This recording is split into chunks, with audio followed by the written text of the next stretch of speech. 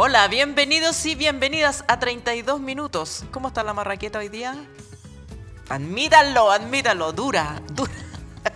Aquí comiendo pan duro, pero felices porque ha vuelto, ha regresado él. No ha vuelto, es un entrevistado más nomás. ¿Cómo estás, Darío? Hola, Alejandra Matu, ¿cómo estás? Oye, lo bueno que tenía perder era que volvía, porque Sí, pues si no, no me van a ver nunca más. Así sí. que esto fue un acuerdo prácticamente que tuvimos. No, si no te teníamos que llevar los currículums allá a la Sí, moneda. Sí. Oye, tanto currículum que tanto junté. currículum. No, ¿quién es esta Tanto cara? No, yo ya tenía ya la embajada en Curazao, una cosa así. No, qué rico. El consulado en Curazao, con los 2 chilenos que deben vivir ahí, una cosa así. Claro. Oye, nada, bienvenidos, por supuesto, es igual en mi casa. Sí. Así que eso, muchas gracias por no haber te hagas hecho... el entrevistado, es igual de... Sí. Ya. Sí, a ver, mira, partamos diciendo Partamos. lo básico. Bueno, lunes 15 de diciembre, el día después... Hay harto que conversar. Cuando hace ya varias semanas atrás nos pusimos de acuerdo con Ali, con el equipo, yo dije, ¿sabes qué? Mira, vuelvo el 15 para que conversemos un poco el día después de las elecciones, sea lo que sea el resultado, pero dame una semanita para volver y ya estar la próxima semana así, como corresponde, con capacidad de... Solo porque yo ahora me voy a tomar vacaciones, papito. Puede ser. No, el próximo lunes no, pero ya te voy a dejar un par de días solo porque sí. Sí, me lo merezco. Te lo el escarnio mereces. público. Sí, porque mira, en realidad un poco en esta semana todavía haciendo el proceso obviamente de como desescalada. De hecho, soy sujeto de entrevistas en estos días y las voy a dar porque hay que dar siempre... hay que dar cara. Hay que dar cara, hay que comentar, hay que explicar los fenómenos, hay que tratar de poner algunos elementos más encima de la mesa y eso sí me va a tomar todavía algunos días, esta semana completo. Sobre dar cara, yo le contaba ayer a unas amigas con las que estuve viendo los resultados que me decían, ¿y tú no vas a estar en ningún programa? No, le dije yo, pero voy a estar mañana. Oye, a mí nadie me puede pedir nada porque Darío y yo fuimos los únicos dando cara tras la derrota del plebiscito. La misma noche.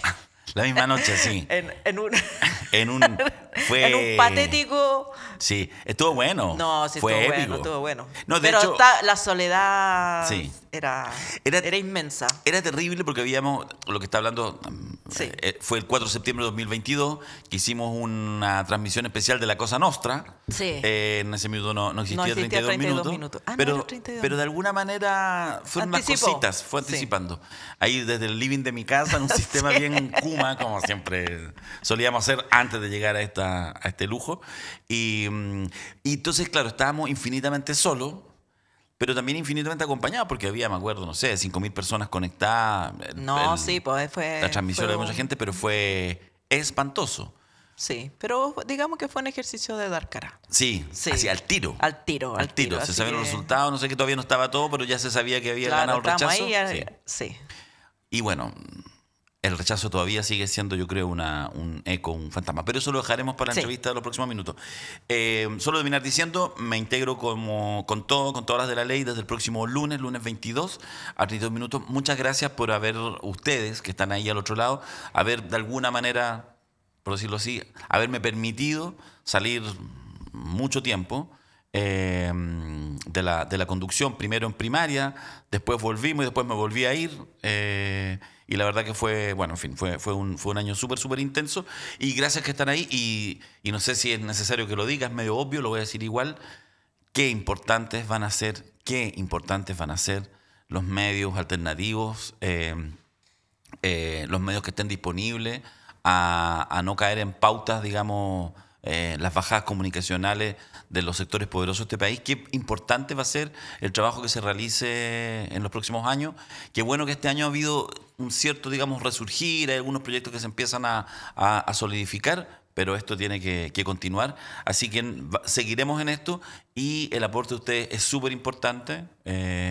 Visualizándolo, dándole like, como siempre decimos, compartiendo el contenido. Los que pueden, hay hartos que pueden, efectivamente hacen su aporte mensual para mantener este proyecto y nada, va a ser súper clave, así que qué bueno que tenemos esta comunidad 32 minutos, es un buen momento para no soltarse las manos. Sí, y también para agradecer el apoyo de nuestro equipo, Diego Cancino, Don Pablo Riveros en el Pablo sonido. Rivero.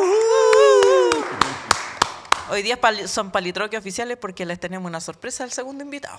Ah, sí. Tenemos una sorpresa. Ah, sí. ya, me lo voy a perder, lo voy a tener que mirar. Sí, lo vas a tener que mirar. Ya, Pero sí, sí. vamos a dejar de hacer 32 minutos por un rato y vamos a hacer 31 minutos de frentón. ¿Verdad? Claro que sí, claro que sí. Sí, no, dile Sí, que... ¿lo decimos? ¿Lo decimos? Sí. Dilo nomás. Álvaro Díaz. Va a estar acá. Álvaro Díaz viene de analista. Viene de analista, Viene Álvaro de Díaz, analista. muy bien interesante, junto con Pedro Peirano, los creadores principales de 31 minutos, y él sabe que en realidad no tiene nada que ver es que esto se llame 32 minutos. Nada, ni una nada. coincidencia. Ni una coincidencia, Tulio. ¡Estamos al aire! Estamos al aire. Y Palitroque fue porque eso nos ocurrió un día, estábamos jugando bowling, bueno, en fin. Álvaro, por favor, no queremos más problemas. No, ya suficientes tenemos. No, sí. Sí. Ya está hablado, ya está hablado. Me pongo a su disposición, Alejandra Matus. Ya, entonces, primera pregunta. ¿Qué pasó? ¿Cuál es la...? Ahí habían expectativas, digamos, del sector de Janet Jara de que un resultado bueno era de 45% para arriba. Siendo realista, no había mucha gente que decía que se iba a ganar, pero 45% hubiera permitido firmar los muebles. El resultado fue 41.83 por Janet Jara. Otros también decían resultado malo, bajar la barrera de los 30 o estar en torno al 30, que es la aprobación del presidente, y no haber crecido más. Después de todas las declaraciones de buena crianza y está súper bien y es parte del orgullo nacional y como la empanada y el vino tinto, que nuestra democracia sea respetada y reconocida en el mundo, ya, bien. Pero ¿qué pasa el día después? ¿Cómo queda la oposición a la que hoy día oposición? Hasta ayer fuerzas del oficialismo que se aunaron detrás de la candidatura de Janet Jara y obtienen este resultado. Sí, yo en eso, a ver, obviamente todo esto lo estoy hablando desde haber participado, digamos, del comando, haber tenido ahí un rol en esa construcción, en este proceso. En el caso mío, desde las primarias, después sumándose mucha gente, ya después del 29 de junio, en todo este largo proceso. Mira, yo creo que en realidad el resultado de segunda vuelta es bien, o sea, simbólicamente, anímicamente, pero en realidad en términos políticos es súper irrelevante. O sea, lo único relevante es si ganaste o perdiste. Eso es segunda vuelta. Ganaste por un voto, listo, ganaste, tienes la presidencia, tienes que gobernar 4 años. Perdiste por un voto, no vas a hacer eso y vas a pasar a la oposición y tendrás que ver. Me parece medio secundario. La votación relevante es la de la primera vuelta, porque esos son tus votos, tu sector, tu liderazgo, etc. Esos son tus votos. 3,5 millones de votos fueron los que sacó Janet Jara, 27%. Eso es lo que sacó en primera vuelta. Y además son relevantes porque además ahí están los resultados de la elección parlamentaria, cuántos diputados eligió la coalición, los partidos, cuántos senadores, etc. Y entonces después, si insisto, ganaste por 1% o por 25%, en términos prácticos es el mismo efecto. Porque, ojo, uno puede decir, no, por ejemplo, no sé, si hubiera ganado por, qué sé yo, 70-30, o no sé, o el resultado del plebiscito, o más corto. No cambia mucho nada. José Antonio Kast va a estar el 11 de marzo asumiendo la tarea. Ese porcentaje entre el 24% que él saca en primera vuelta y el 58% que saca en segunda vuelta, eso se evapora con mucha rapidez. ¿Qué es lo que pasó, de hecho, en el gobierno de Gabriel Boric? O sea, el presidente Boric gana la elección segunda vuelta con un 55%, pero en realidad, vamos a decirlo así, su votación fue el 25% que sacó en primera vuelta. Y eso más o menos es real, porque de hecho rápidamente tus porcentajes de aprobación se mueven en esos rangos. Entonces, es medio secundario, insisto, no quito con eso que hay una cosa anímica, etc. Creo que el resultado era bastante previsible, insisto, números más, números menos. Era muy previsible, de hecho estábamos mirando recién de una entrevista anoche en el Mercurio, y digo justamente eso, que yo creo que hay que tomarlo no para no hacerse cargo de estos procesos y de las cosas buenas o no que haya tenido esta candidatura. Yo, ojo, tengo un listado así mental de muchas cosas positivas, ya podríamos profundizar en eso, que dejó esta candidatura. Pero sin duda que esta candidatura no se entiende, o más bien dicho, su referencia todavía fundamental, y quizás es hora de ir cerrando una parte del ciclo y construyendo otro, con lo que fue en septiembre del 2022 el triunfo del rechazo del que recién hablábamos. Yo creo que ahí está, porque esa fue la primera votación con voto obligatorio, y mostró que después del tándem, de la dupla, estallido social, proceso constituyente, hubo una desafección, no hubo capacidad de las fuerzas progresistas, de izquierda, etcétera, de alguna manera como de darle sentido histórico a ese proyecto. Fue un fracaso procedimental el tema de la constituyente, y se transformó en un fracaso de época porque, a su vez, una discusión más larga, yo creo que un sector político, que es la ultraderecha, estaba muy bien preparada, no en Chile, sino en el fenómeno global que implica Trump, Bolsonaro, ahora Milei y otras referencias, para ser capaz de interpretar un sentir, una molestia, un malestar social, incluso sectores populares, e interpretarlos ellos. Y entonces, ese fenómeno global, los errores de falta de interpretación de aquí en Chile, transformaron eso en derrota. Y eso, de alguna manera, se ha mantenido durante todo este tiempo. Y lo que tenía que hacer esta campaña era tratar de salir de ese lugar. Y yo creo que ahí hay algunos brotes verdes que vamos saliendo, digamos, de ese lugar, pero que lo lógico es que gobernara la ultraderecha, aunque uno hizo todo lo posible para que eso no pasara. Bueno, los fenómenos sociales son los fenómenos sociales. Ya. Te voy a hacer dos contrapuntos. Uno, que discrepo que sea solo emocional. La diferencia, el número de puntos. En segunda vuelta. Claro, porque si sacáis 51 con 49, en el fondo hay una cohabitación. Hay dos fuerzas políticas relativamente equivalentes, y por lo tanto el que gana no puede, si quisiera, pasar la máquina. A mí me sorprendió ayer José Antonio Kast, tan conciliador, tan que esto lo vamos a hacer entre todos y todo, cuando tiene una votación que puede pasar máquina todo lo que quiera. Y yo creo que es lo que le pasa a la gente cuando vota a un gallo que le dijo: voy a echar a 300.000 personas, voy a recortar tal cantidad de dinero. Quiere que lo haga, po. O sea, los votan para que lo haga, no para que diga, bueno, ahora gobernar es difícil, esto lo tenemos que hacer entre todos. Como que él mismo pierde la fuerza que tiene su votación. No sé, yo me imagino que si gana un presidente, hubiera ganado alguien de la centroizquierda con 60% de la votación, su propio electorado no espera que diga, bueno, ahora nos vamos a sentar a conversar con la extrema derecha para ver cómo gobernamos juntos. Entonces, yo creo que la diferencia sí tiene un impacto real, no solo psicológico. Y lo otro es, si tú dices que la votación real de Jara es la votación de primera vuelta, entonces quiere decir que Jara tiene menos votos que las fuerzas de la coalición, porque parlamentarios sacaron más que ella. Entonces no me hace, no tiene, en alguna parte no me cuadra el círculo. O sea, yo creo que sí, que los votos son, a ver, los votos no son de nadie, los votos son de la gente, etcétera, van y vienen. Pero en el fondo, ante 8 alternativas muy variadas, ojo, de repente se ningunea que en el fondo es como, puta, no tenía oposición, no tenía nadie como que le quitara votos. Tenía Marco Enríquez, tenía incluso el profesor Artés, que también, incluso en los jóvenes más de izquierda, genera una cierta referencia, y tenía Harold McNichols. O sea, cuando recién se lanzó Harold y hubiéramos hecho así proyecciones, uno podría haberlo imaginado, sí, si va a la elección podría llegar al 10%, y seguramente todos habríamos dicho, sí, podría llegar al 10%. Bueno, no llegó al 10% y llegó al 1%, y Meo lo mismo, y Artés lo mismo, porque efectivamente hubo una candidatura que tenía la complejidad, Janet Jara, de tener que soportar un arco súper amplio, digamos, tener y que sigan lealmente atrás suyo su candidatura, desde el Frente Amplio, el Partido Comunista, hasta la Democracia Cristiana y el Partido Liberal. Esto es una amplitud gigante. Y sin embargo lo logra hacer, ¿ya? Ahora, justamente esa amplitud gigante, obvio, genera un pequeño efecto sabanitas cortas.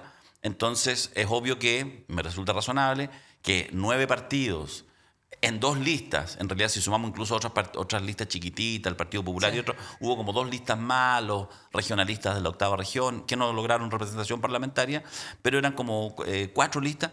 Bueno, a mí me parece más o menos razonable que ahí sí va a haber gente que ante 8 alternativas vota por un parlamentario de ese sector y no por Janet Jara. Es decir, hubo un diferencial aproximadamente de 500.000 votos entre los 3,5 millones de votos que saca Janet Jara y los 4 millones que suman las 2 listas principales.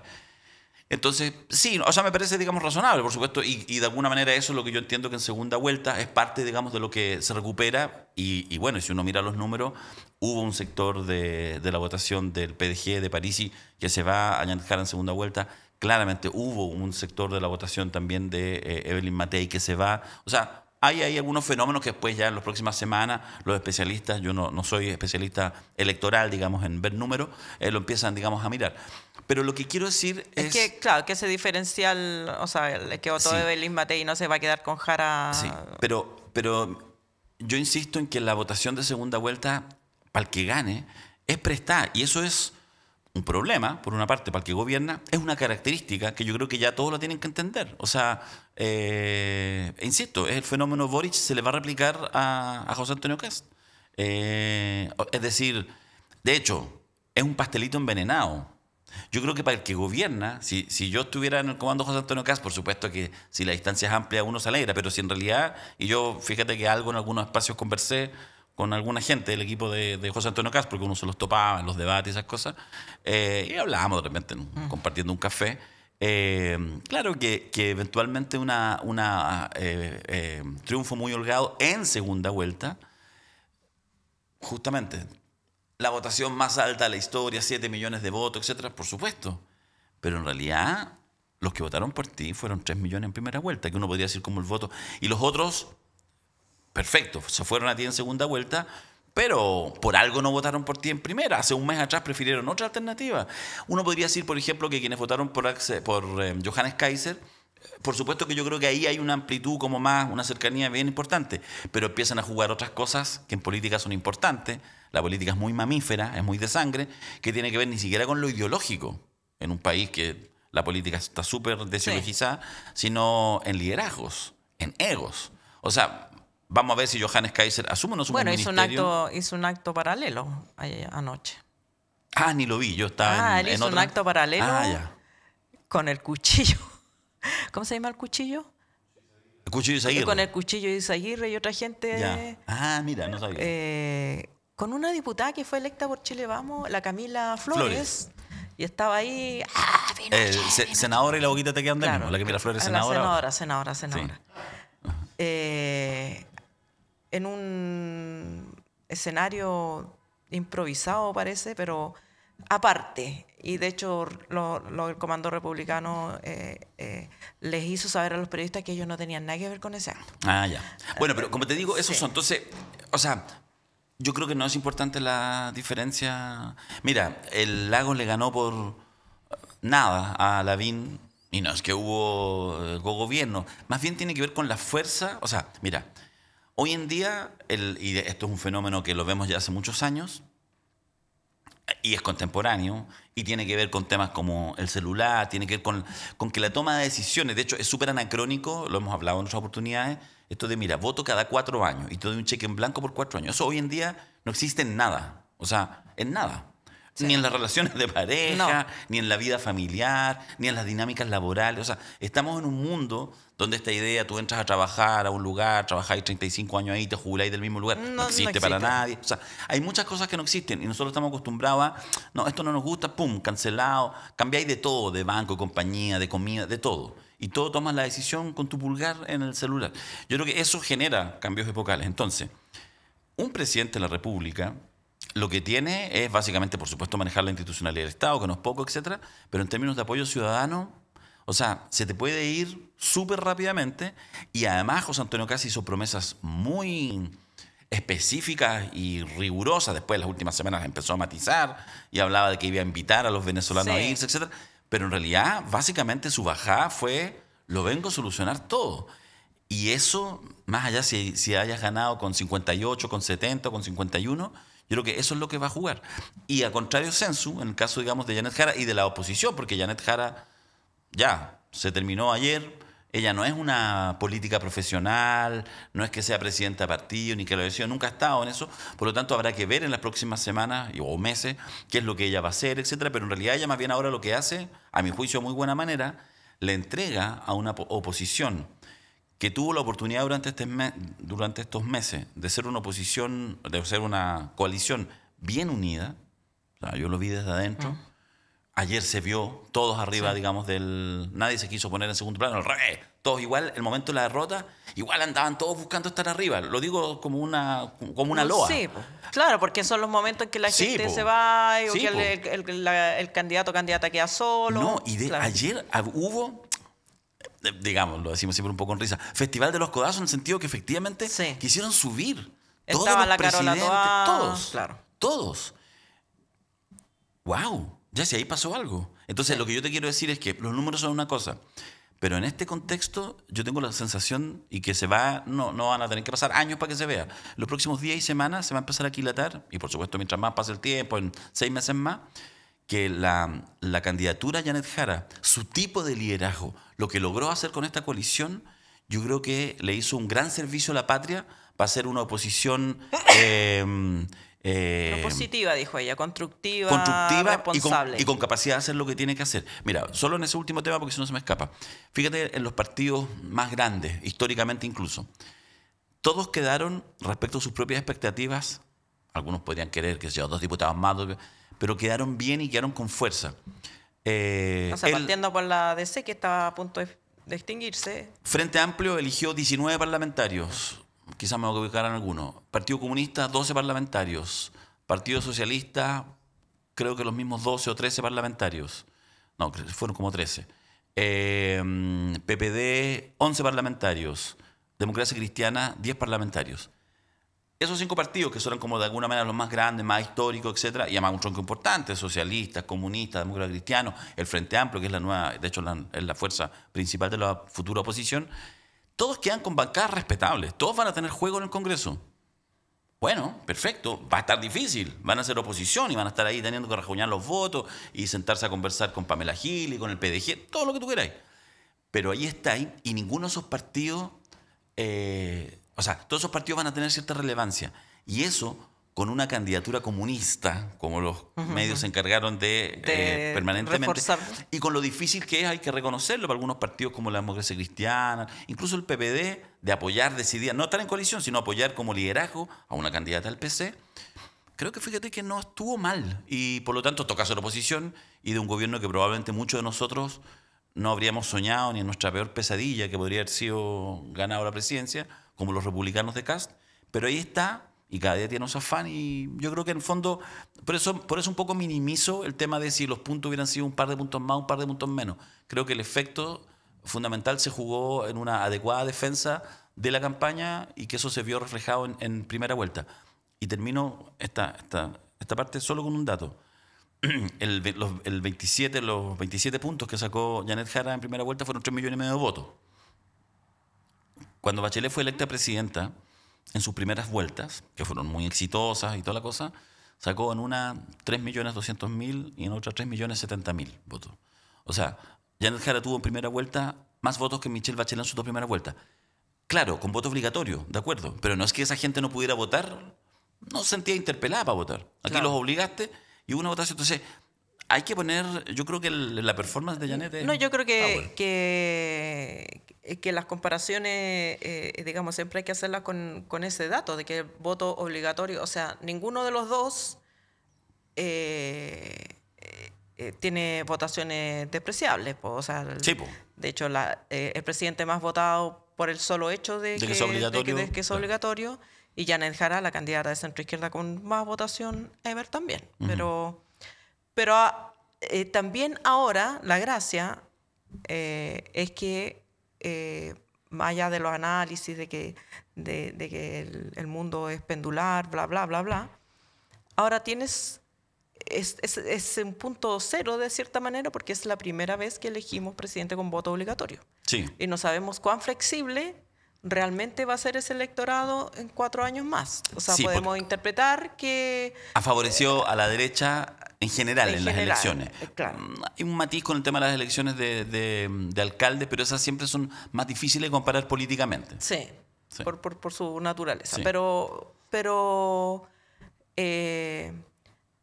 yo creo que ahora oposición tampoco se puede sentar a tejer palillas y ya, no importa, 4 años más nos toca. Ah, no. No hay, o sea, no hay ninguna certeza de que eso vaya a ser así. No, o sea, en esta lógica líquida, si uno tuviera que así como jugarse una pequeña polla, yo creo que, o sea, antes que incluso, mira lo que voy a decir, antes que incluso la futura oposición progresista, tú tendrías que al tiro poner ahí, considerar en la papeleta hoy, como mínimo, a Johannes Kaiser y sobre todo a Franco Parisi. Al tiro. ¿Ah? Ahora, toquemos Parisi brevemente. Llamó a votar nulo y blanco y el nulo y blanco no alcanzó, 5%, estuvo por ahí. Esos son los pequeños errores. Un error chico, es un error. Seguramente en su fuero interno, en la conversación que debe estar teniendo Franco con su equipo, anoche han dicho, y seguramente hubo alguno que dijo, oye, no nos juguemos tanto en esto. Esos son los entusiasmos que a veces pasan en política. Y de hecho es bueno el ejemplo porque eso no quita, digamos, la extraordinaria performance que hizo Parisi en la elección. Encima armó una bancada, vamos a ver cómo hace sobrevivir su bancada, pero hasta ahora va bien. Entonces casi que yo creo que le puede haber servido, porque son esas típicas alertas que cuando... Mira, yo creo que en política, por eso yo no podría estar en política, porque soy así en la vida cotidiana, cuando uno anda a lo campeón, ¡za! Te llega el guadañazo en las costillas por acá, Claro. no lo viste venir. O te tropezaste con una piedra, no pensaste que te iba a sacar la chucha Sí, y tal te cual, fuiste de hocico. tal cual. Sí. Y yo creo que eso es algo que tiene que efectivamente verse y lo que pasó ayer de alguna manera lo demuestra. Es decir, fue una jugada arriesgada, quiso sobrecapitalizar, no lo hizo... A otra cosa mariposa, un par de personas entre hoy día y mañana se lo van a recordar a Parisi y ahora en realidad su verdadero, nuevamente, el partido se juega a partir del 11 de marzo. En el caso de Parisi, donde se juega un año más. Pasó el primer año, ¿cómo está su bancada? Su bancada de 14 diputados, diputadas. Claro. Está en 14, está en 13, está en 12. Y después de eso, ¿qué puede ejecutar, digamos? Tienen de hecho ahora un primer desafío medio complejo que se impusieron y es que quieren que sea un integrante de su fila. Entiendo que Pamela Giles la que sea la presidenta de la Cámara. Que son esas típicas jugadas que igual son medias politiqueras, porque tengo poquitos votos, pero todos me necesitan, así que puedo estar ahí en bisagra. Pero bueno, en fin, digo, hay que estar mirando con atención. Yo lo vengo haciendo hace tiempo con Parisi, porque el fenómeno es poderoso. Y hay que mirar, digamos, cómo eventualmente él podría, quizás el día de mañana, interpretar de mejor manera el sentir opositor a un eventual gobierno de Kast que la propia oposición.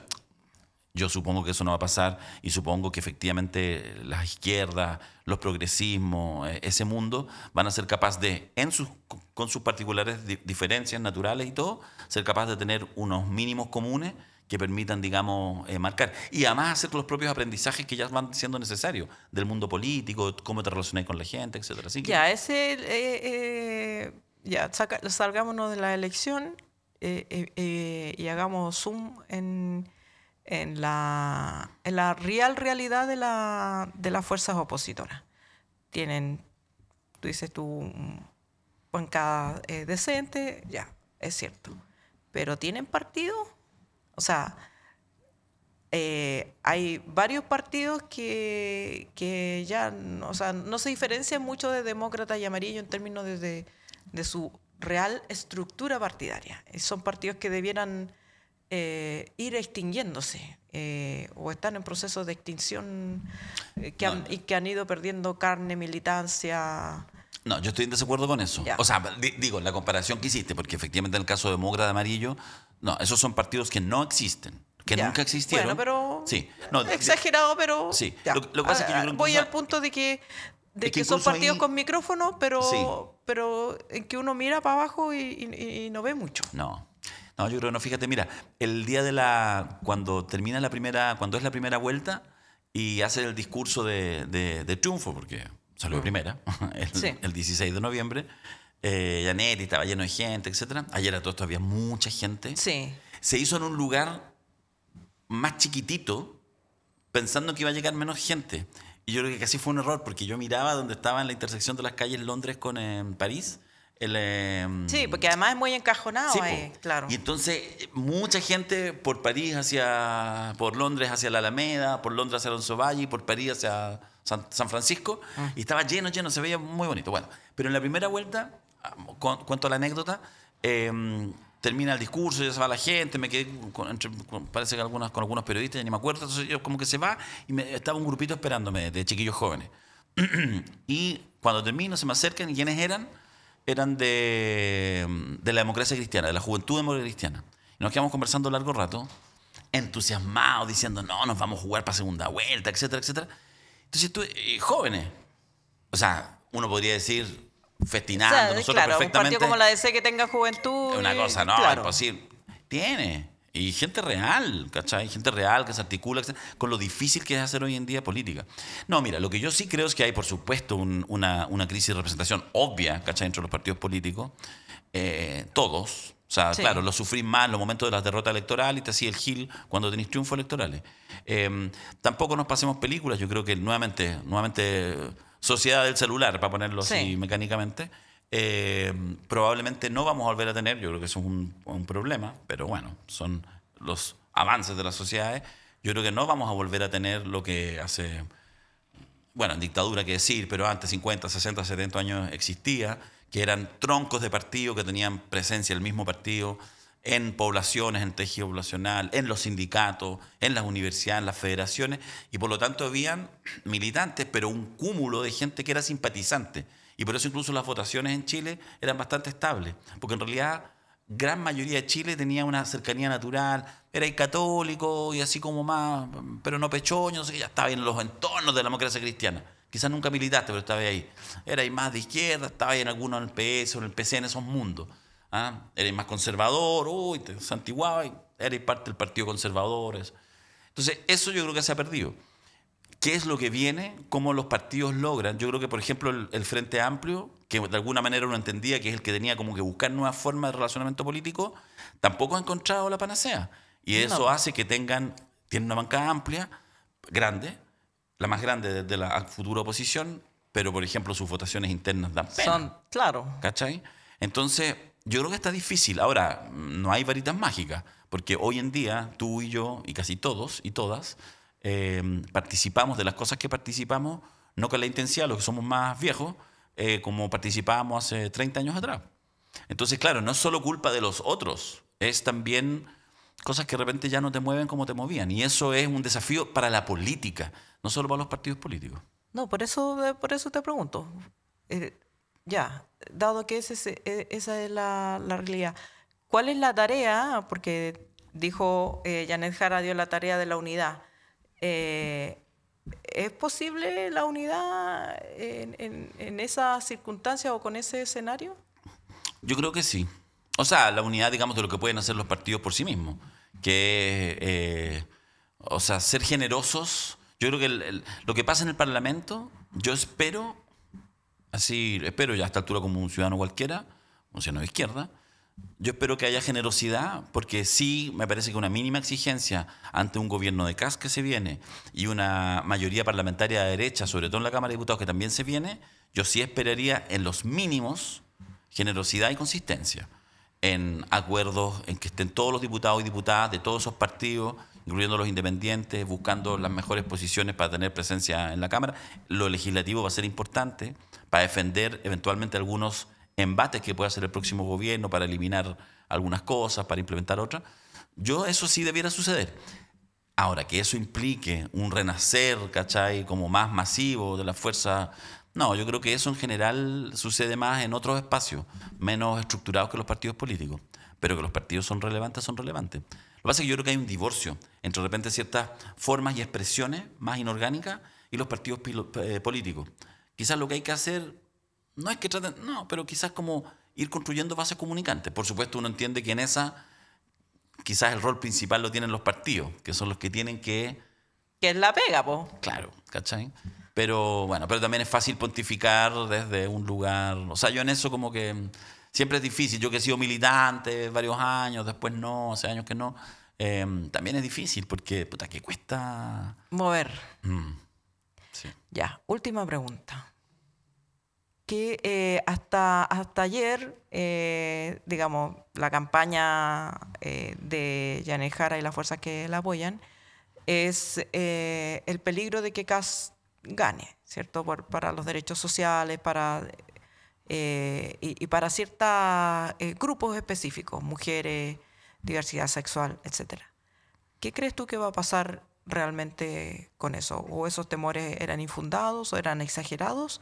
¿O son cosas que hay que esperar que sucedan? Yo creo que es una gran pregunta. O sea, es una gran pregunta.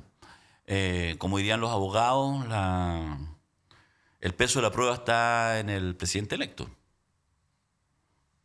Y es una gran pregunta, porque efectivamente lo que ha hecho, uno tiene legítimo derecho, o sea, en general eso como que se enrostra, cambiaste de opinión, cosa que me parece absurda, porque citando al profesor Humberto Maturana, él decía que había que agregar dentro de los derechos humanos, había tres derechos humanos nuevos, uno de esos era el derecho a cambiar de opinión. Totalmente. Claro. Pero en el caso de Kast, efectivamente no hemos visto que haya cambiado de opinión. Lo que él ha dicho es, hace 4 años atrás tenía una agenda valórica explícita, y lo que dijo, no voy a hablar de eso, porque lo que le interesa a la gente es otra cosa, que la delincuencia, que la migración, etc. Y no lo valórico. Entonces, uno tiene duda cuánto eso le interese, lo movilice, etc. Yo creo que eso se soluciona con democracia. O sea, cuando digo democracia es todos quienes tienen, como yo, la legítima duda, tenemos que estar muy alertas, muy activos, no soltarnos de las manos, efectivamente. No para hacer una oposición durísima, sino para estar alerta y atento a lo que pueden ser ese tipo de retrocesos. Yo creo que es una duda muy razonable y hay que estar atento. Bueno, muchas gracias, querido Darío. Lamentablemente no estamos en directo. Ustedes saben, este programa se graba en la mañana para que salga en la noche. Por lo tanto, no podemos atender a las muchas preguntas que ustedes le querrán hacer, pero déjenlas ahí y las resolvemos el próximo lunes cuando vuelva en forma y fondo. Así que muchas gracias, Darío, por haber estado con nosotros. Muchas gracias. Entonces, que siga 32 minutos. Nos vamos a ir ahora a una pausa, ¿cierto? Sí. Y tú tienes grandes invitados para este día después. Para el día después. Siempre dando cara y esperando que usted, como mínimo, en este instante, le ponga un buen like, lo comparta y el que pueda más ponerse para... Exacto. Ahí abajo, como siempre, están los enlaces en la transmisión de YouTube. Así es. Sí. Ya, nos encontramos yo el próximo lunes. Usted sigue en programa, querida amiga. Así es. Un abrazo. Gracias. ¿Busca ese disco de vinilo que le falta a tu colección? ¿O quizá un libro sobre tu artista o banda favorita? Somos la tienda de música.cl, una disquería y librería de música online con un amplio catálogo de discos de vinilo de todos los estilos y una dedicada selección de libros sobre la música y los artistas que tanto nos gustan. Despachamos a todo Chile y por compras sobre 79.900 pesos, todo envío es gratuito. Visítanos en www.latiendademusica.cl, el rincón online para amantes de la música. Y aquí estamos de vuelta con lo prometido. Vamos a hablar con uno de los creadores de 31 Minutos, Álvaro Díaz. Muchas gracias por estar con nosotros. Al tiro queremos que diga en micrófono que no nos va a demandar por derechos de... No, los abogados hacen su pega. Yo ahí soy... Yo soy policía bueno acá. Sí, claro. Ahora... Bueno, cuando iniciamos este proyecto con Darío Quiroga le pusimos 32 minutos, por supuesto haciéndole un guiño a 31 minutos, porque siempre hay mucho de comedia en la política, tragedia, ¿no? en la tragedia, claro. Tragedia. Así que, bueno, ya vamos a hablar del Tiny Desk y el éxito del mundo mundial de 31 minutos, pero te invitamos para hablar de política. Así que... Cuéntanos cómo ves este resultado obtenido ayer. José Antonio Kast, 58,17% y Janet Jara, 41,83%. No, lo primero que era muy esperable. Creo que como todas las cosas esperables se van normalizando también. O sea, incluso en Argentina la locura de Milei, cuando se convierte en gobierno, él tiene que empezar a hacerse cargo de un aparato, digamos, más allá de que sucedan cosas. hacer un discurso es muy fácil, prometer cosas es muy fácil, prometer cosas que sobre todo son como demoledoras es más fácil aún además porque es adictivo.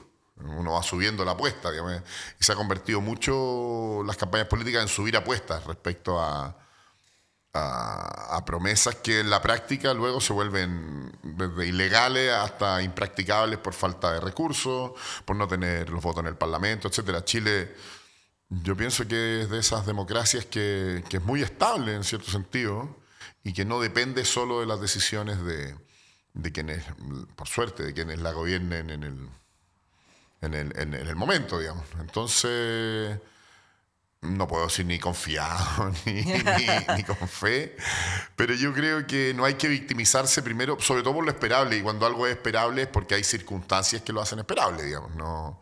No es para nada, considero que sea una derrota. La sorpresa habría sido que obviamente no hubiera sido una derrota de Janet Jara, sino que, o sea, que hubiera ganado Janet Jara, digamos. Y en ese sentido el resultado no es la paliza esperada. Claro. Y quiere decir que sí, que las cosas en Chile... A mí me da más decepcionó otra cosa, como que el mundo se está vaciando, el mundo que gobierna en general, que es más cercano a la centro-derecha de Piñera o a la centro-izquierda de Bachelet, digamos, que es lo que uno supone que siempre van a estar a cargo. Claro. Porque la gente que se prepara para eso y que quiere estar ahí, que tiene visiones sobre eso, hoy día está completamente despoblado, digamos. Está despoblado y que hay que ir a buscar en otros lados, o que el mar está para aventureros y no está para gente muy seria, digamos, por lado y lado, digamos. Claro, parece que el discurso sensato, la sensatez, o decir, mira, este es un problema difícil, no lo vamos a resolver en 4 años, no rinde votos.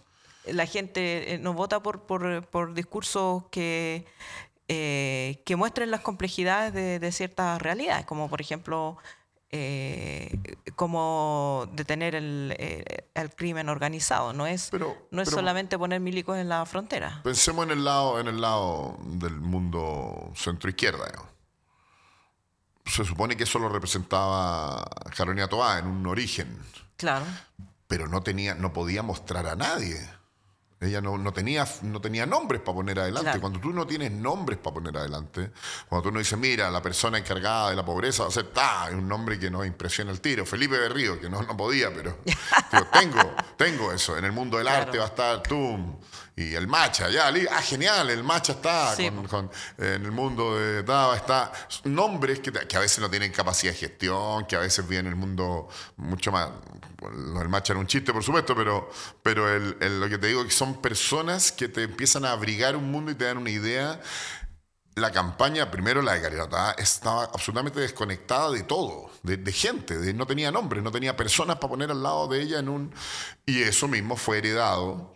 Y da la sensación de que lo que le ganó Janet Jara es un mundo vacío, digamos. Le dijo, no, yo voy a liderar este mundo. Y cuando fue a ver quién estaba, quién saltaba con ella, quién iba a ser su ministro de Hacienda, quién iba a estar a cargo nadie. No hay deportistas, no hay artistas, o son lo que va quedando de los mismos de siempre, que ya es muy poca gente. Entonces, cuando hay muy poca gente, la fiesta está mala, no hay recursos. Porque los empresarios empiezan a ver, los empresarios son prácticos y ven dónde poner la plata, digamos, ¿cachai? Entonces, y lo mismo pasó con Elin Matei, no tenía a nadie para mostrar. Cuando no tienes a nadie para mostrar, estás solo, te das cuenta que te tiraste solo y no saltaron contigo, obviamente el mundo queda en manos de otro. ¿Quiénes son los nuevos interesados en administrar eso? Hay gente que tiene un discurso muy, muy altisonante respecto a las instituciones y a su desagrado y a su desdén por las instituciones, digamos. Pero yo no creo que eso en la práctica vaya a ser algo tan sencillo. Que pueda por lo menos, manifestarse así.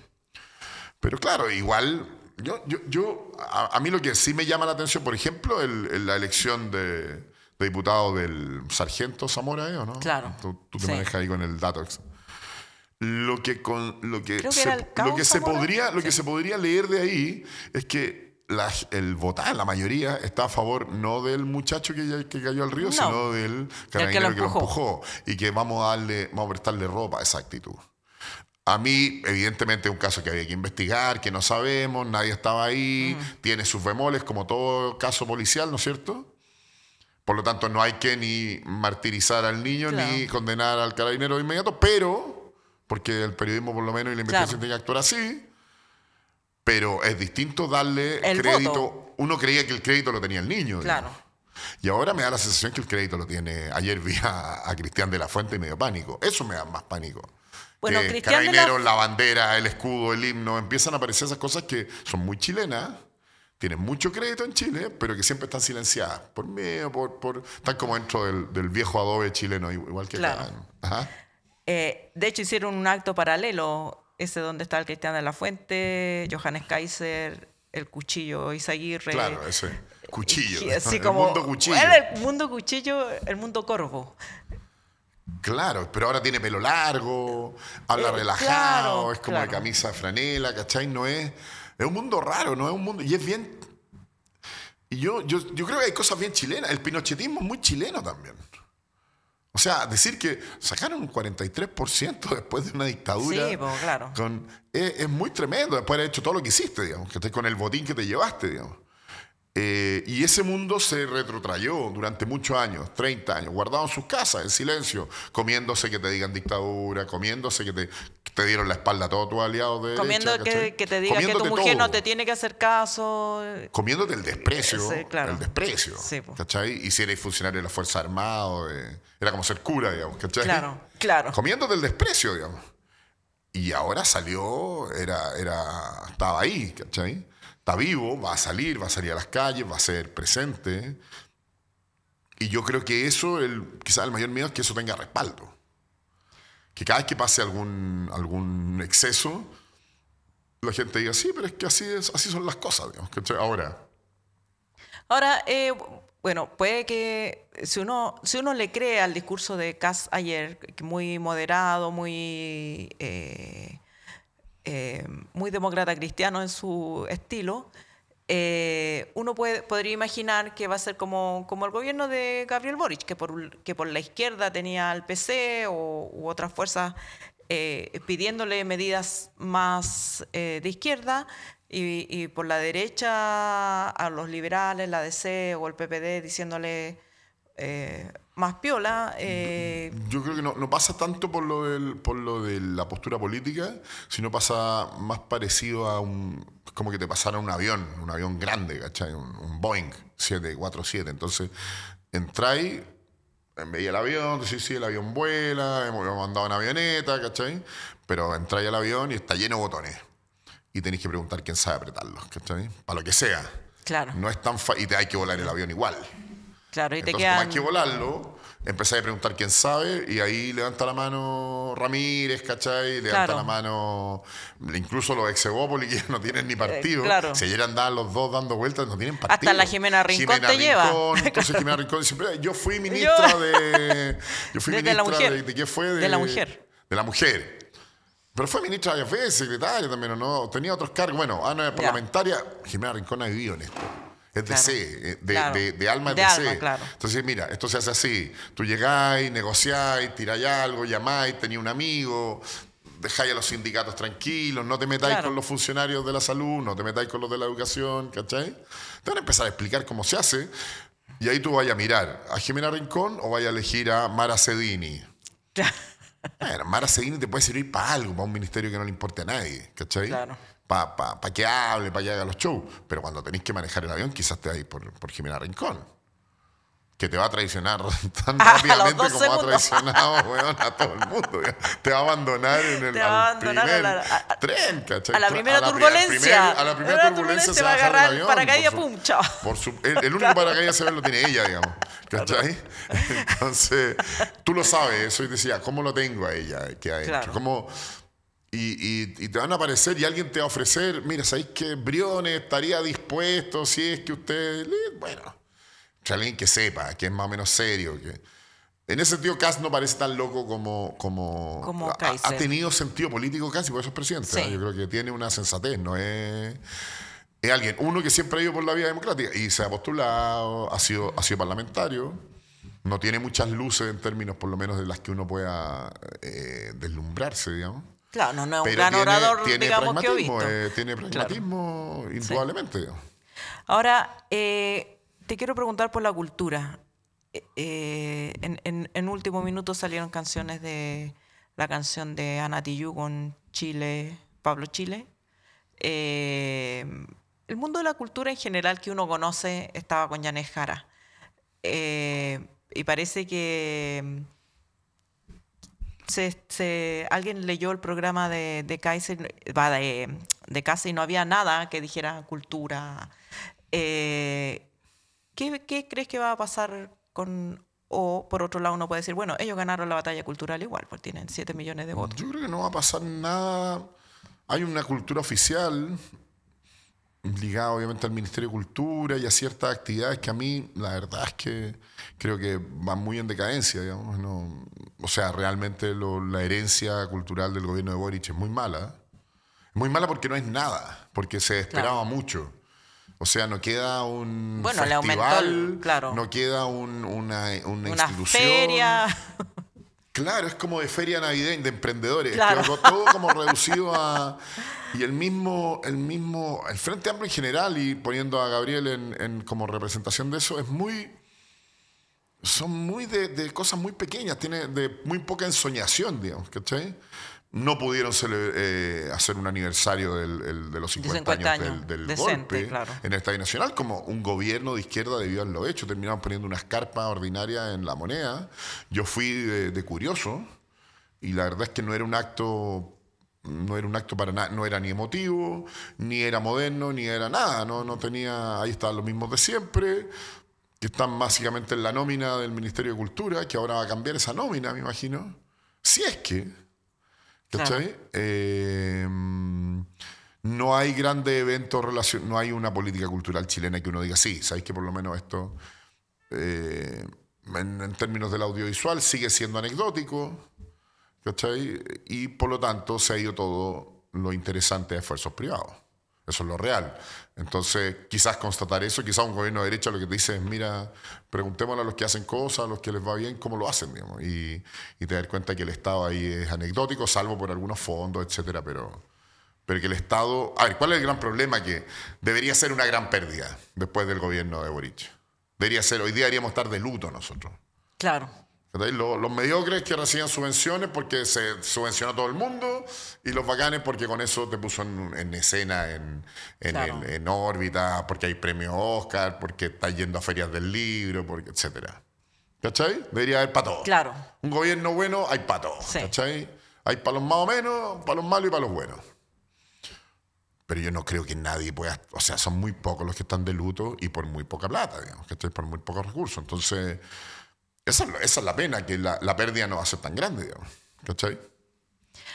Entre los que le va bien, y entremos ahí, está 31 minutos, que sin... No, me imagino que sí, pero me lo responderás tú. Pero sin me imagino que en algún plan, una carta grande dice, vamos a llegar aquí, vamos a conquistar el mercado mexicano, vamos a ir a un Tiny Desk y nos van a ver millones de personas, 10 millones, no sé cuántos llevan ya. Un poquito más. Un poquito más. Claro. ¿Cuántos llevan? 14, creo. 14 millones, ya. 14 millones de personas viendo el show de Tiny Desk, pero sucedió. ¿Con qué se conecta 31 minutos y por qué esa gente no votó por Janet Jara? Porque no es, 31 minutos no es el mundo de Janet Jara, ni el Frente Amplio, ni en la Concertación, que algunos admiramos en un gran abanico a distintas, históricamente vengamos de esa matriz, que es lo que nos tocó, no quiere decir que nosotros lo representemos. A mí artísticamente ese mundo no me representa nada, digamos, no. Nosotros, a ver, yo voy a hacer una distinción, quizás me voy a disparar en los pies, pero sí, nosotros pertenecemos al mundo del espectáculo y de la cultura popular. O sea, estamos más cerca de Arjona que del ballet, digamos. Estamos entre medio de las dos cosas, digamos. Pero ¿cachai? Que todo debiera ser cultura, digamos. No, pero yo creo que hay, claro, pero hay deberes. O sea, lo que hace la Chile con su nueva sala, sí. Me parece que está construyendo algo que no va a ser financiado por la cultura privada, digamos. Sí.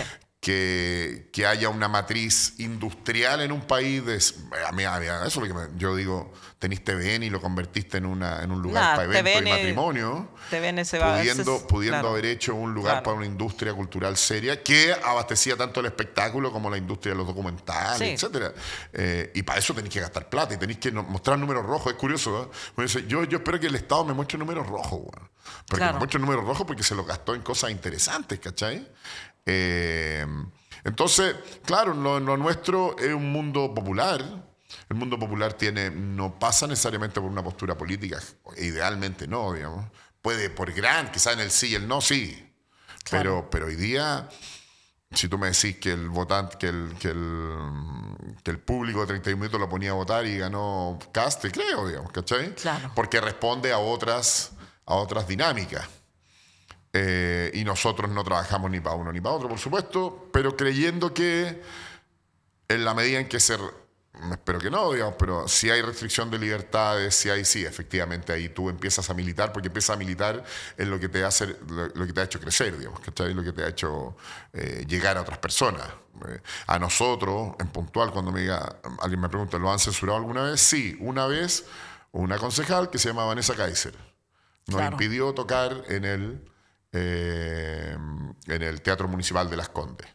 Y a los meses después volvimos a tocar en ese teatro porque tenemos muy buenas relaciones con ese teatro, con el teatro. Pero una concejal que se le mete algo en la cabeza te puede sacar con una versión del Quijote.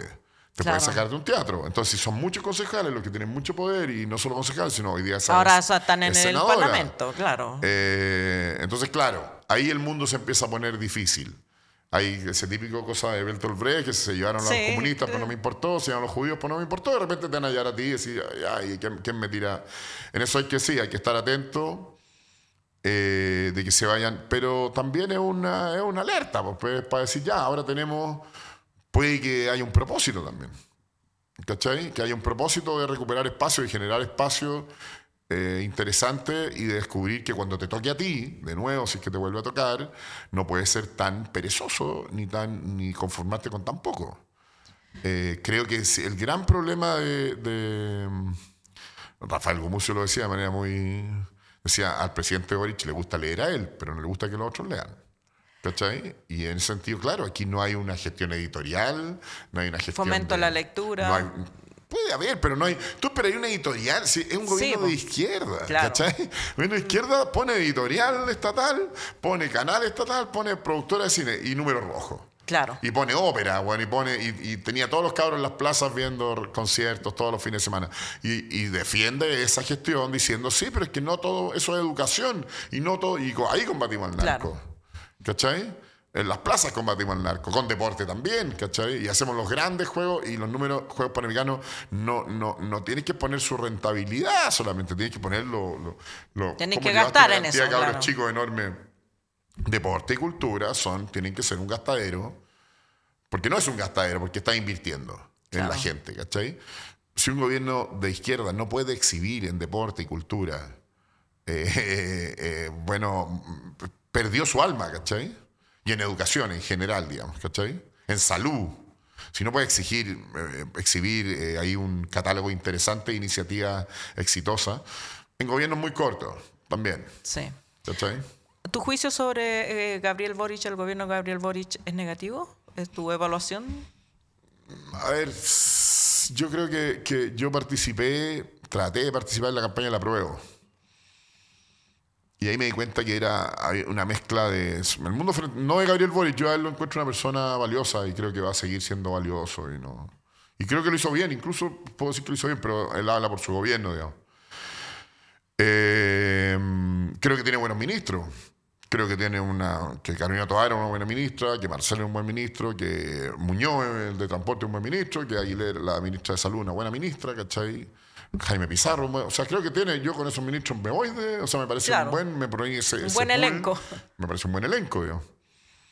Medio ambiente, ¿cachai? Etcétera.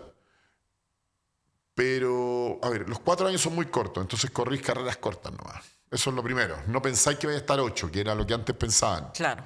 Entonces ya, buscamos desde la Bachelet, que a la Bachelet no le gustaba poner herederos, entonces como que ponía malos a Freyre, o sea, lo peor de lo peor, ¿cachai? Entonces se generó esa idea de que tus gobiernos duran 4 años.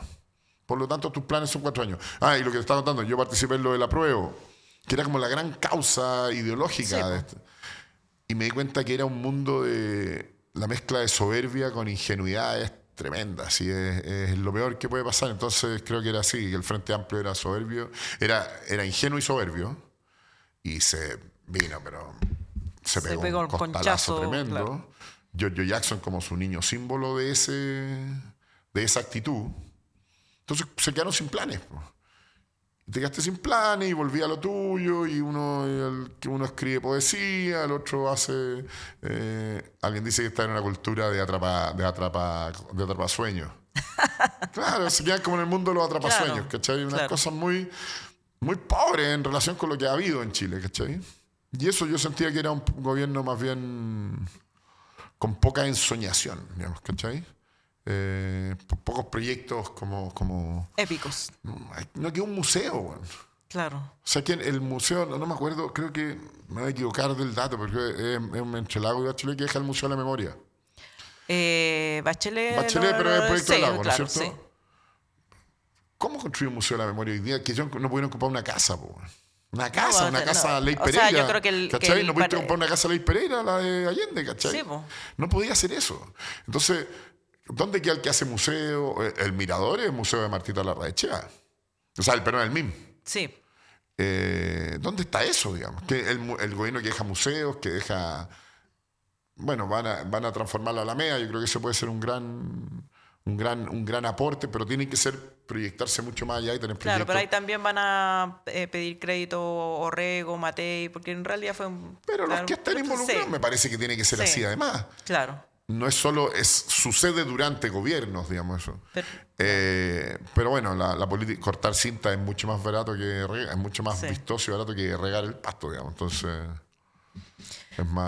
es esperable. Entonces, deja muy poco bueno, todos hablan de la reforma precisamente de Janet Jara. Sí. Pero la verdad es que a mí la pensión no es algo... Yo le tengo pánico a la vejez, entonces... No estáis pensando. Amigo, estás más cerca de lo que crees. Sí, estoy mucho más cerca de lo... No, cuento, todos los días cuento. Me levanto muy temprano a contar la hora. Así. Bueno, muchas gracias, Álvaro, por esta conversación. Esperamos tenerte de nuevo. Van a ser 4 años. Así que vamos a tener temas para conversar. Y si 4 años al principio.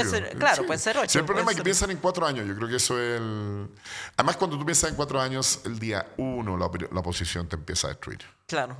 Ni siquiera se hacen un poquito amigos los primeros 2, ¿cachai? No, entonces es muy, muy difícil. Con el Parlamento en contra, imposible. Eso también, sí, hay que ser ponderado y no echarle toda la culpa al gobierno, digamos. Sí, le rebajaron los 4 años cuando iba a asumir Michelle Bachelet. Ahí se hizo ese cambio. 6 años estaba bien, estaba muy bien. 6 años era bueno. Perfecto. Sí, en fin. Cosas que esperamos que algún día se corrijan porque yo también creo que el tema de los 4 años es malo para cualquiera que quiera... Bueno, nos tocarían 6 con Cast, quizás. No. Incluso para Cast me parece que, o sea, para cualquiera, porque el primer año te estáis instalando, el segundo año tratáis de hacer algo, el tercer año ya tenéis la escoba y el cuarto año ya está para afuera. Sí, y además nadie acepta pegas por 4 años. Nadie acepta. Contrato, claro, lo que decís tú, porque los cuadros ¿Qué cuadro va a quemarse por...? No, anda a dejar tu pega en la minera. Anda a dejar tu pega en la minera de 10 palos, weón, por venir acá al ministerio para que te revienten. Para que te revienten. Para tener que negociar con los peores compañeros de trabajo del mundo, que vienen de los partidos, de los que van quedando de los partidos. O sea, olvídate. Claro, sí. En fin. Muchas gracias, Álvaro. Gracias a ti. Ustedes quédense ahí porque ya volvemos.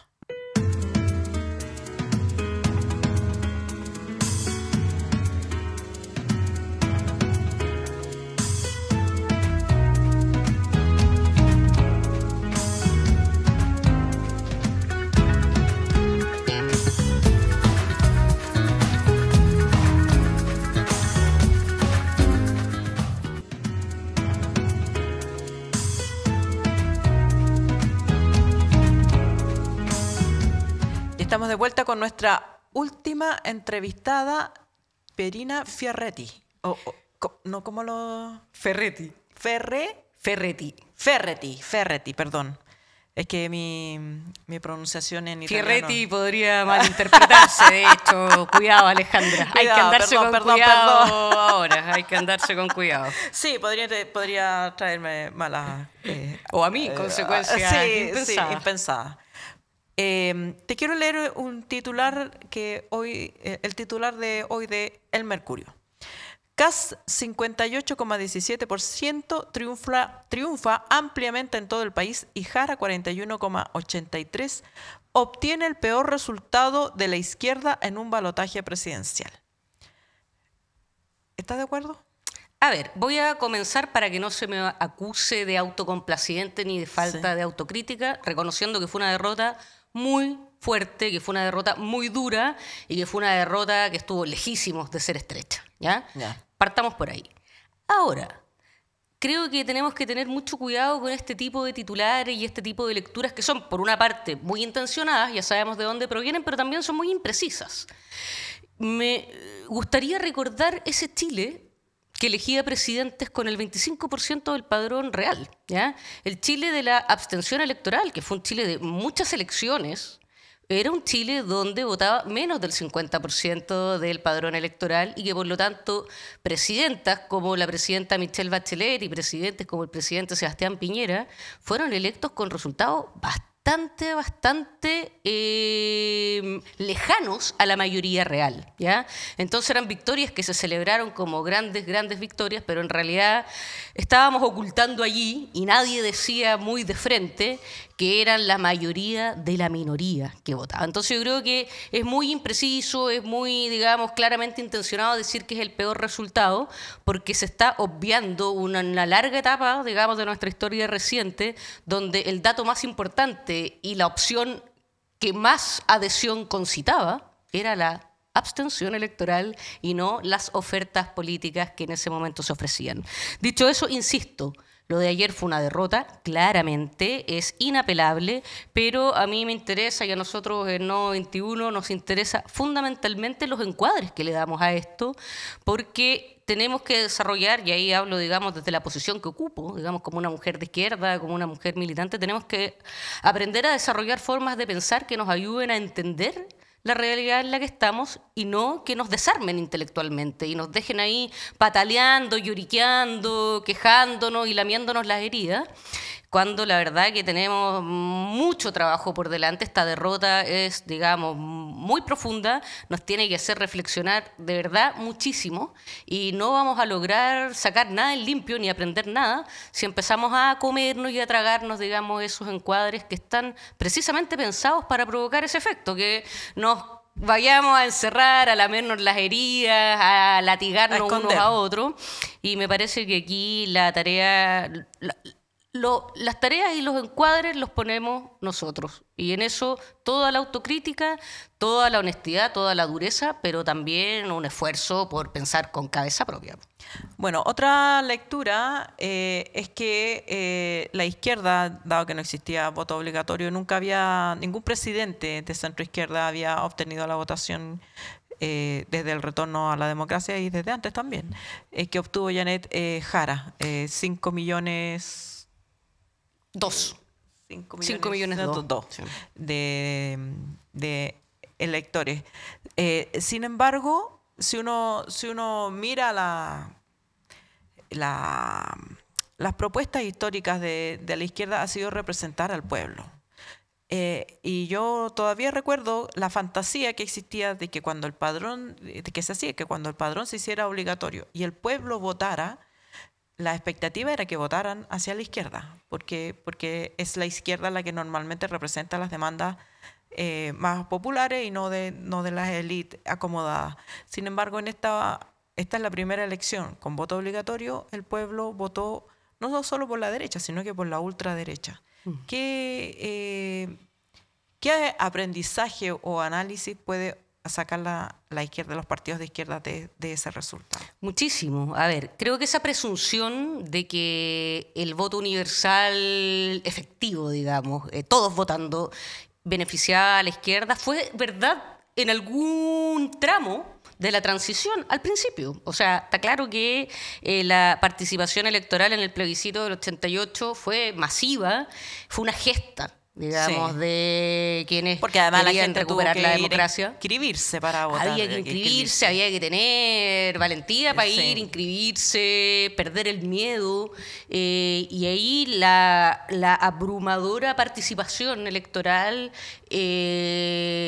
dijo con claridad y contundencia que no a Pinochet. Pero no nos olvidemos que hubo un 44% de Chile que tras 17 años de dictadura siguió apoyando. Entonces tampoco nos tenemos que engañar. Pero claro, sí, pero siempre, nunca se va a saber cuánto de ese porcentaje apoyaba a Pinochet, cuánto de gente tenía miedo, porque sí, también corrían... yo creo que la verdad vino claro. un poco después.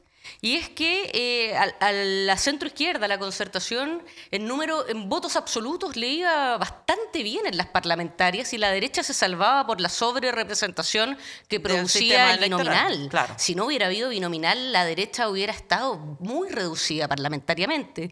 Y esa mayoría la Concertación la mantuvo durante, digamos, los 2-3 primeros gobiernos.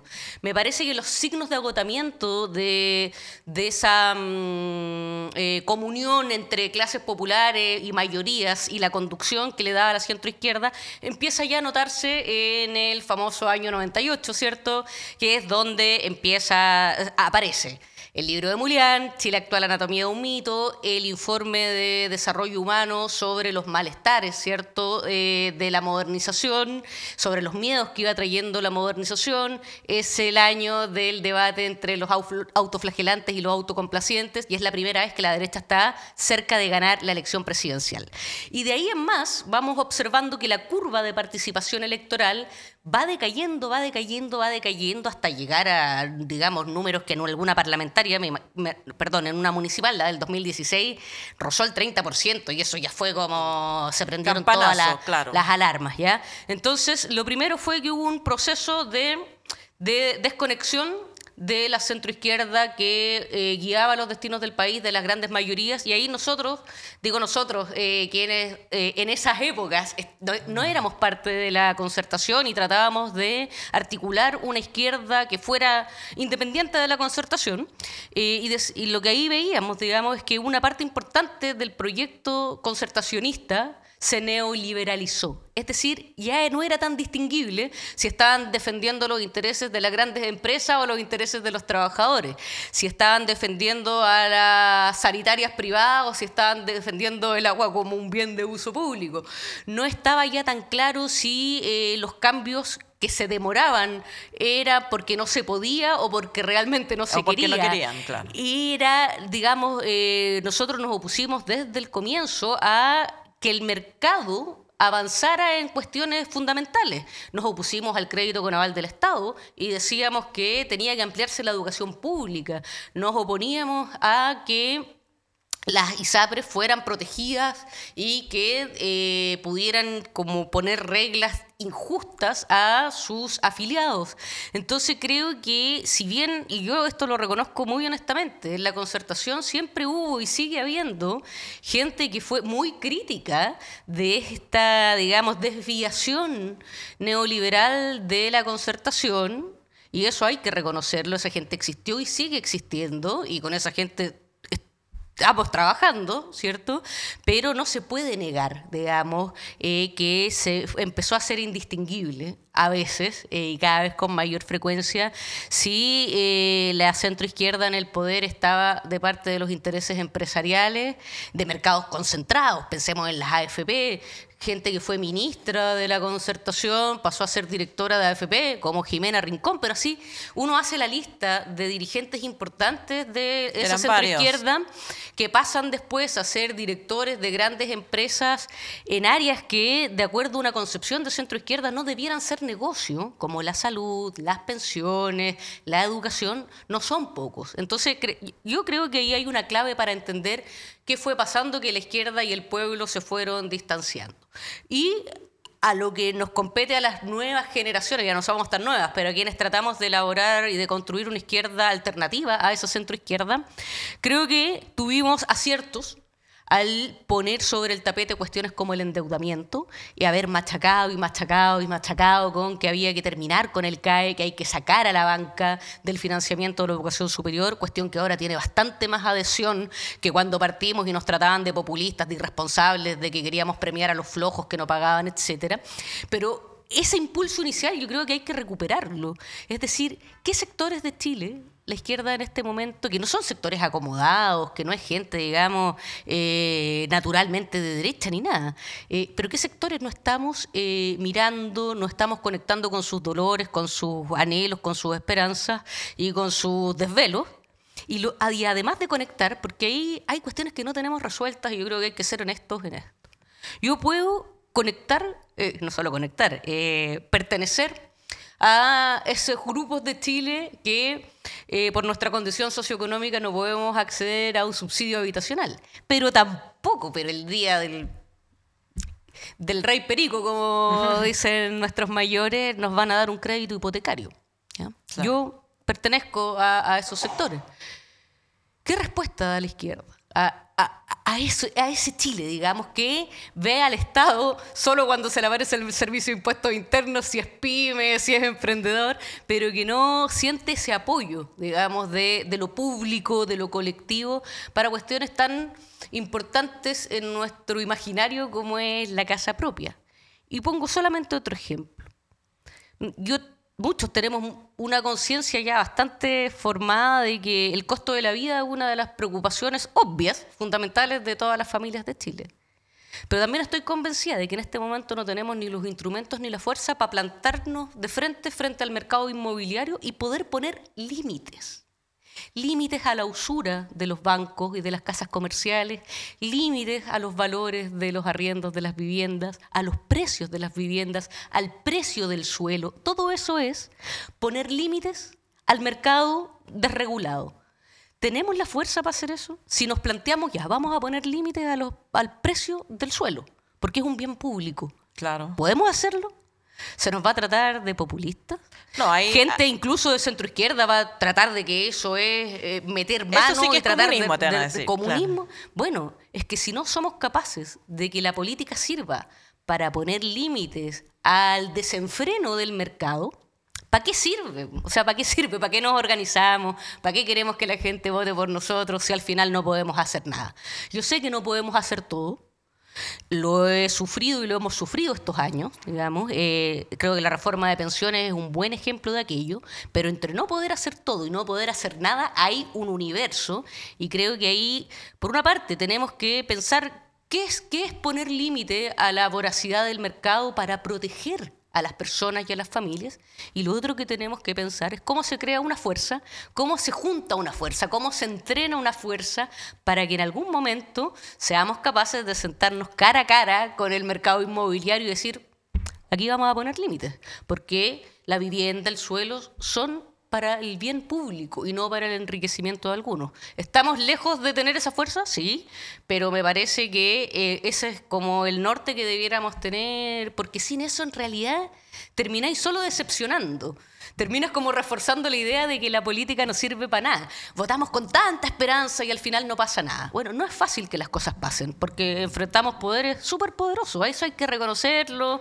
Yo después de estos 4 años de gobierno me he hecho mucho más consciente de los poderes que enfrentamos, pero también estoy convencida de que es imposible, que no se pueda hacer nada, porque ya se han hecho cosas en condiciones muy difíciles y creo que en ese sentido no soy para nada derrotista y tengo una paciencia obligatoria, digamos. Creo que ya nos hicimos la idea de que esta maratón es larga, pero lo que podamos hacer en tiempos así de derrota es por lo menos tratar de esclarecer en qué escenario nos estamos moviendo y cuáles son los objetivos que debiéramos ponernos. ¿Qué crees que va a pasar con el gobierno de José Antonio Kast en cuanto a las propuestas radicales que hizo inicialmente? Ayer se mostró muy, muy moderado, tratando de contener expectativas. Pero también la gente lo eligió para que hiciera precisamente lo que él prometió que iba a hacer. y algunas cosas muy discutibles respecto del respeto a los derechos humanos, por ejemplo, como la expulsión masiva de inmigrantes. Pero, ¿qué crees que va a pasar con Kast respecto de lo que prometió y qué papel debiera jugar la oposición? Yo creo que Kast va a comenzar muy performáticamente, que se note que llegó y que las cosas van a cambiar y que ahora sí, digamos, va a haber un cambio radical. Lo que no va a significar muy probablemente una alteración de los procesos que están ocurriendo, digamos, o sea, el control migratorio, ni el cierre de fronteras, ni va a acabar con el crimen organizado, ni con la criminalidad de un día para otro y probablemente en sus 4 años de gobierno. Pero sí va a haber bastante parafernalia, creo yo, agresividad. No tengo muchas dudas de que se van a cometer violaciones a los derechos humanos y que va a validarse la violencia hacia otros seres humanos, digamos, hacia los migrantes, hacia los privados, hacia las personas privadas de libertad, hacia las poblaciones más populares, donde probablemente va a haber redadas, donde se lleven a jóvenes solo por su aspecto. Yo creo que esas cosas van a ocurrir y van a ocurrir con una cierta legitimidad social. Me parece que estamos presenciando una sociedad cuyos niveles de tolerancia a las violaciones a los derechos humanos se está volviendo, digamos, más alta de lo que, por ejemplo, en el estallido vimos, que hubo una reacción fuerte contra la violación a los derechos humanos.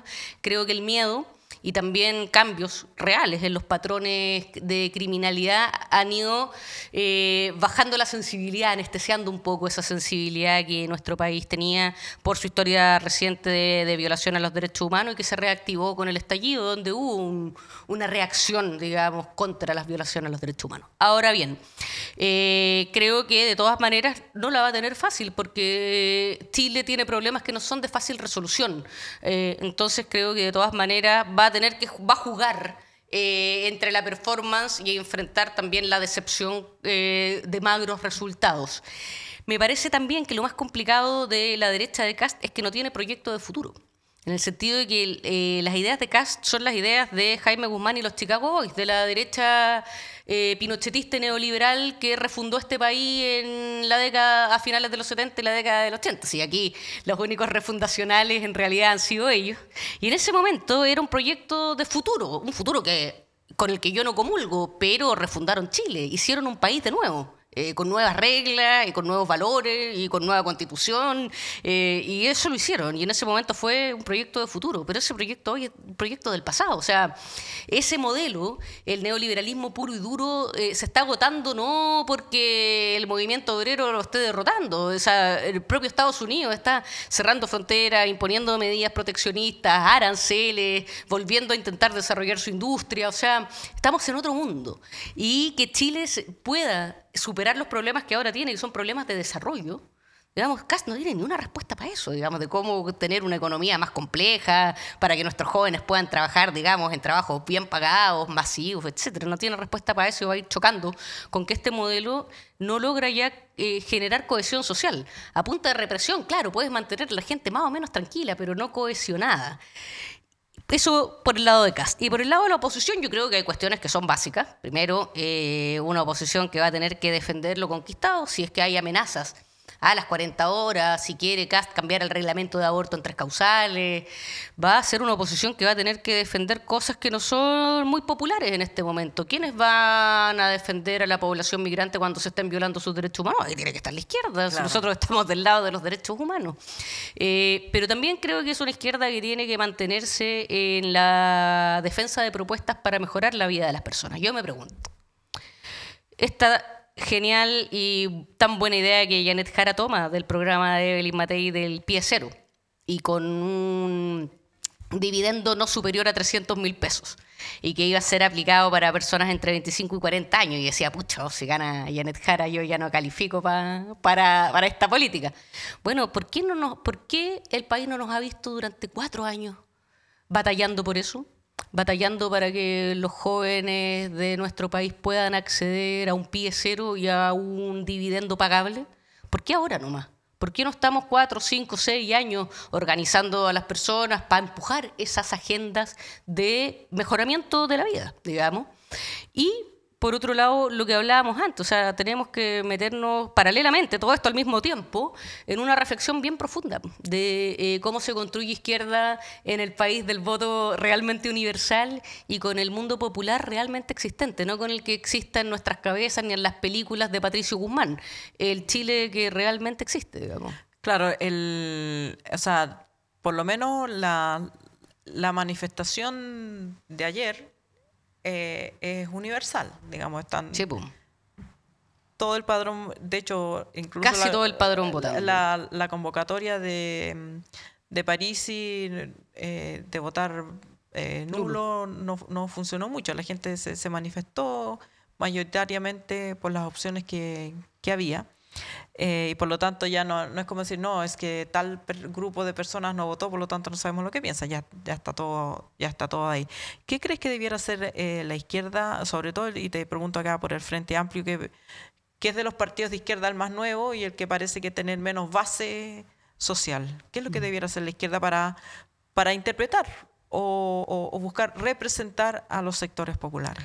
A ver, yo quisiera igual sostener que el Frente Amplio tuvo un buen desempeño parlamentario. Sigue teniendo una base, digamos, sigue siendo el partido con más parlamentarios de la alianza de izquierda y centroizquierda. Que no necesariamente se traduce a base social. Que eso no necesariamente se traduce a base social, es verdad.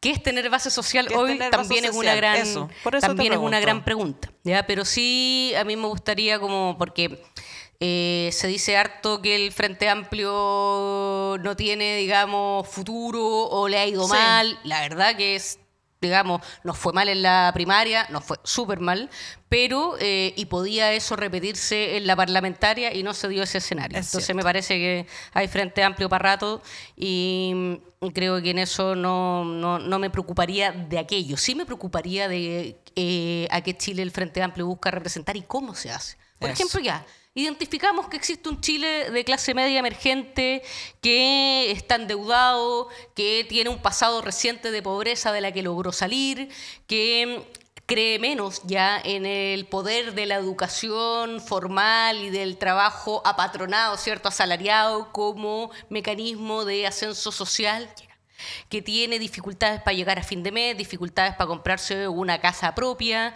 que tiene, digamos, aspiraciones más altas de consumo y poca disposición a organizarse y se moviliza por cuestiones muy puntuales. Por ejemplo, los cobros en las carreteras, el TAG. ¿Qué se hace ahí? ¿Qué instrumentos tenemos? ¿Hasta dónde estamos dispuestos a llegar para conectar con ese Chile? ¿Vamos a tener propuestas contra el endeudamiento?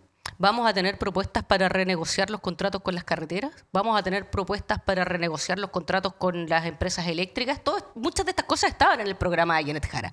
¿Pero eso van a ser cuestiones que agitemos para las elecciones presidenciales? ¿O de verdad nos vamos a dedicar todos estos años a conectar con esa gente y a empujar estas agendas que nos permitan ese primer paso de contacto, de que vuelvan a encontrar en el Frente Amplio un partido que clara y decididamente está defendiendo esos intereses? Está defendiendo el bolsillo de las familias de clase media emergente, está defendiendo sus cuentas de la luz, de los medicamentos, los dividendos, o sea, la vida material pura y dura. Me parece que eso es un primer paso.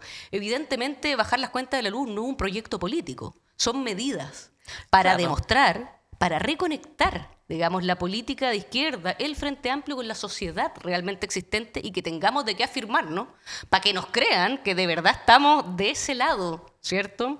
Y no del lado del beneficio personal. O sea, esta gente está en partidos políticos para puro ganar plata y agarrar los sueldazos de los parlamentarios y quieren llegar al Estado para agarrar su puesto y meter a sus amigos. O sea, tenemos que reconvencer a la gente de que estamos en política realmente para que los intereses de las clases medias y las clases populares avancen y bajen las cuentas de la luz, los dividendos, etcétera. ¿Ya? Pero por otro lado, y como eso no es un proyecto político, tenemos que pensar qué proyecto tenemos para el país.